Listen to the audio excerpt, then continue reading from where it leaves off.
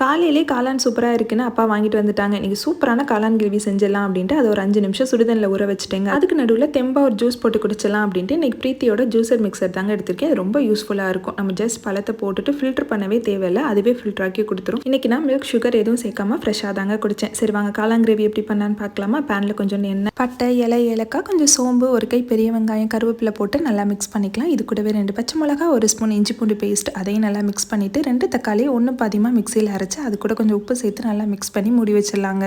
அது வதங்குற கேப்பில் காளானை கட் பண்ணிக்கலாம். அதுக்கப்புறம் 1 ஸ்பூன் மஞ்சள் தூள், மிளகாய் தூள், மல்லித்தூள், அதுக்கப்புறம் 1/2 ஸ்பூன் ஜீரகத்தூள், 1/2 ஸ்பூன் கரம் மசாலா போட்டு நல்லா மிக்ஸ் பண்ணிவிட்டு அப்புறம் காளானே போட்டு நல்லா மிக்ஸ் பண்ணி ஒரு 5 நிமிஷம் மூடிடலாங்க. 5 நிமிஷத்தில் காளான்லேயே தண்ணி விட்டுருங்க. ஜஸ்ட் நீங்கள் தக்காளி அரைச்ச மிக்ஸி ஜாரில் கொஞ்சோண்டு தண்ணி எடுத்து மிக்ஸ் பண்ணி இதில் ஆட் பண்ணிங்கன்னா போதும். ஹோட்டல் ஸ்டைலில் கிரேவி வரதுக்கு ஒரு சின்ன டிப்பு தாங்க, ஒன்றும் கிடையாது. 3 ஸ்பூன் தேங்காய், 4 முந்திரி பருப்பு நல்லா க்ரீமியாக அரைச்சிட்டு இதில் ஆட் பண்ணிங்கன்னா சூப்பராக இருக்கும். கொதிக்க விட்டு இறக்குனீங்கன்னா அவ்வளோதான். வீடியோ பிடிச்சா லைக் அண்ட் சப்ஸ்கிரைப் பண்ணுங்கள். டாடா, பாய்.